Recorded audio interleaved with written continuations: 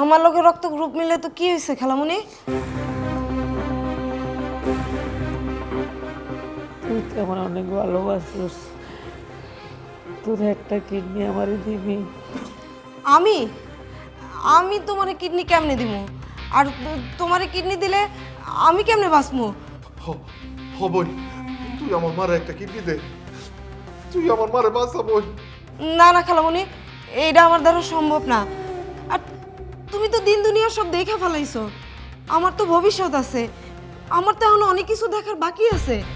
আমি পারবো না, আমার দ্বারা এগুলো সম্ভব না।